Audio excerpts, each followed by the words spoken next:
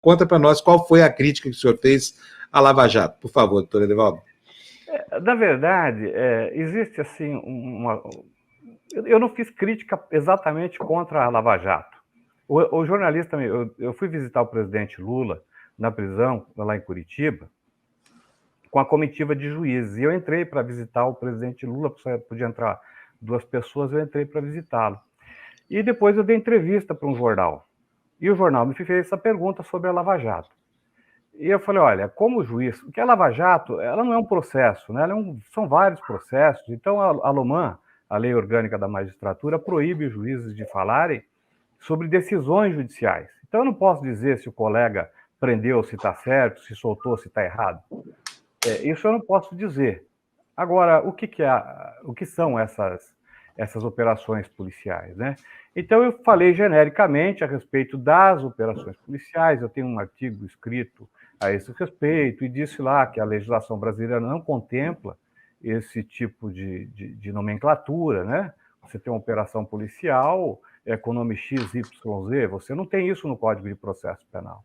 Inclusive, o ministro Gilmar Mendes, quando foi presidente do Supremo Tribunal Federal e do CNJ, com a sua mente brilhante, ele fez uma recomendação para que os juízes não usassem as denominações de efeito, né?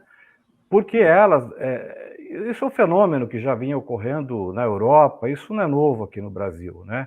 Você acaba tirando o processo do campo de jogo dele, nessas chamadas operações, que é o campo jurídico para uma disputa midiática, né?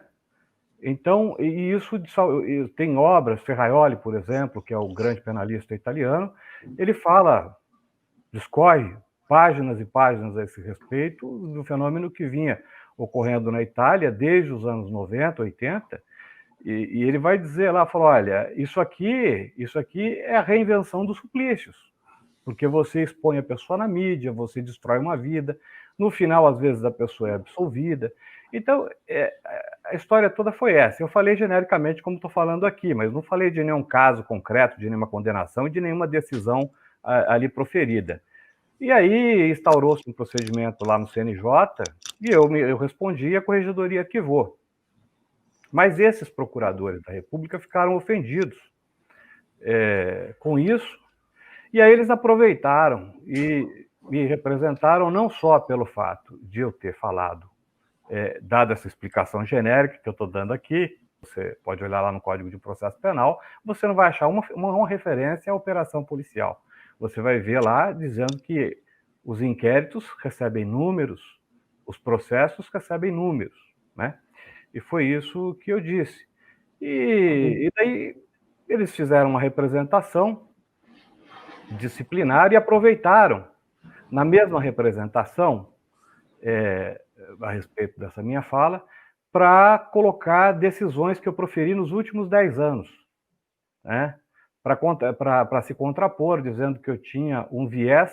Eu acho que eu sou a única pessoa no Brasil que responde a um procedimento sob a acusação psicológica, porque eles me dizem assim, eles dizem que eu tenho um viés psicológico arbitrário.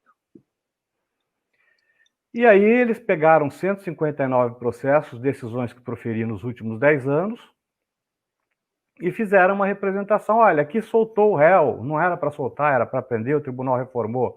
Olha, aqui anulou a decisão tal, não era para anular. Olha, aqui se declarou incompetente. Incompetência é uma coisa em direito, que o juiz que tem divisões na judicatura, um juiz, por exemplo, de Itapeva, que é federal, não pode julgar um processo estadual, por exemplo. Então, quando você se depara com essa situação, você tem que mandar o processo para outro juiz. Então, o juiz fez isso e não podia ter feito, porque o tribunal depois desfez a decisão dele, como se isso não fosse a regra natural do jogo, né? Como se o juiz não pudesse revogar, relaxar uma prisão, conceder liberdade provisória, como se o juiz não pudesse absolver, se o juiz tivesse só a obrigação de acatar as teses desses procuradores. Então, a representação contra mim, e digo mais, não é do Ministério Público, é desses 8 procuradores inconformados com a regra do jogo, que é a regra da democracia, que o juiz decide e eles recorrem. E o tribunal pode reformar. É essa a regra que nós temos no Brasil. O meu processo vai ser julgado amanhã, às 14 horas, pelo TRF3, e eu confio muito no tribunal, tenho esperança de que eu seja absolvido. Não, se a moda pega, então, os tribunais vão ter que rever todas as decisões de todos os juízos mundo afora, né? Se a moda pega, o que vai acontecer é o seguinte, por exemplo, eles dizem, olha, você decide muito contra o Ministério Público. Eles juntaram estatísticas lá e dizem isso. Você decide muito contra nós. Mas tem juiz também que decide muito contra a defesa. Né? Se for por questão estatística, então você tem que processar os dois juízes. E quem vai dizer que o juiz que decide muito contra a defesa pode ser processado disciplinarmente, o juiz que decide muito contra a acusação pode ser processado? Então, o que eu vejo é o seguinte, isso é uma maneira de usar o processo disciplinar para tentar tornar o juiz dócil e para que, por parte desses acusadores, e para que as teses deles vençam. O problema disso é o seguinte, é que intimida outros juízes. Eu não tenho medo, eu vou continuar decidindo do mesmo jeito. Isso não vai me intimidar, eu acredito na democracia, acredito no meu tribunal, acredito na minha absolvição e vou continuar decidindo do mesmo modo, porque eu nunca fiz nada de errado. Eu decido de acordo com a lei, interpreto e digo lá porque estou decidindo de acordo com a Constituição, com a lei, com a doutrina do Ferraioli ou de outros escritores brasileiros que eu adoto, Lênin Streck, Pedro Serrano, Geraldo Prado, que são escritores que eu gosto muito de ler aqui no Brasil. Então, professor Juarez Tavares. Então, eu explico isso. Agora, o resto a gente não tem controle, né? A minha preocupação, para dizer a verdade, é que esse tipo de coisa, se prospera contra mim, vai intimidar muitas outras pessoas, muitos outros juízes, né? E isso é ruim para a democracia.